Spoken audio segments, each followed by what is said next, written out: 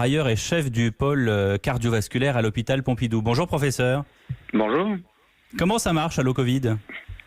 C'est effectivement ce que vous avez fait, c'est-à-dire que c'est un numéro très simple qui est offert justement à n'importe qui veut téléphoner. C'est un numéro non surtaxé et la personne répond à des questions et à la fin des questions, ça dure environ 3 minutes le questionnaire, on lui dit vous avez très certainement pas le Covid, restez confiné chez vous, ou alors vous avez probablement le Covid mais aucun signe de gravité, restez confiné chez vous, ou alors vous avez quand même des signes, consultez votre médecin généraliste, ou alors c'est des signes plus ennuyeux, appelez le 15. Donc si je comprends bien, s'il faut écouter un serveur vocal pendant 3 minutes, c'est pas destiné aux personnes qui vont très très mal, qui là, vous serez d'accord avec moi, doivent absolument appeler le 15.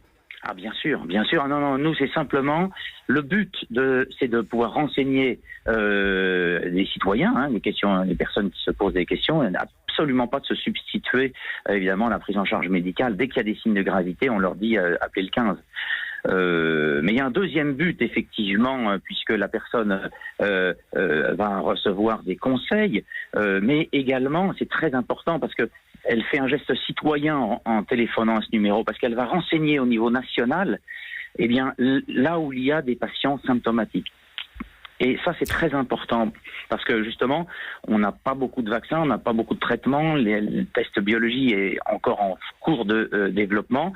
Donc, si on demande la symptomatologie aux gens, pour avoir plein d'informations qui vont remonter au niveau. Ça veut dire que c'est une base de données aussi, en fait, région par région. Exactement, ça va être très utile pour lors du déconfinement, parce que si on s'aperçoit, parce qu'on a ça minute après minute, c'est direct avec l'intelligence artificielle, et à ce moment-là, on peut dire attention, il y a 10 cas, 15 cas supplémentaires dans telle commune. Et c'est là que ça va être très intéressant, c'est qu'on pourra avoir à ce moment-là une idée de attention, à tel endroit, il y a peut-être un cluster, donc des cas qui apparaissent plus rapidement, et on pourra, c'est pas nous qui allons le faire, mais à ce moment-là, nous on fait remonter les données à Santé publique France et prendre en charge au niveau local avant que ça ait le temps de se disséminer. Qu'est-ce que vous avez mis à l'intérieur pour que justement elle puisse reconnaître, cette intelligence artificielle, tous les symptômes? Comment est-ce que vous avez procédé? Alors c'est très simple, on a pris uniquement et 100% les questions qui sont sur le ministère de la Santé. Il y a des questions effectivement de ça sur les symptômes, et puis des questions aussi sur les facteurs de risque. Est-ce que la personne a d'autres problèmes médicaux qui sont connus? Et donc du coup c'est que ces questions-là. Donc c'est strictement ces questions-là. Simplement effectivement c'est beaucoup plus ludique, puisque c'est quelqu'un qui parle et qui en fonction des réponses ajuste les questions. Si vous dites j'ai de la fièvre, à ce moment on vous dira alors combien vous avez, depuis combien de jours. Si vous dites vous n'avez pas de fièvre, hop, ça oriente sur d'autres questions.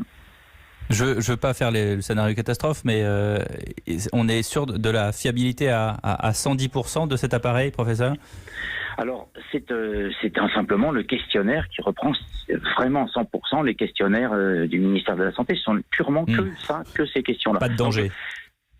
C'est-à-dire que c'est exactement ce qui a été recommandé, que ces questions-là. Il n'y a pas d'autres questions ni des questions en moins. Eh bien, merci beaucoup, professeur Jouven, d'avoir été avec nous en direct.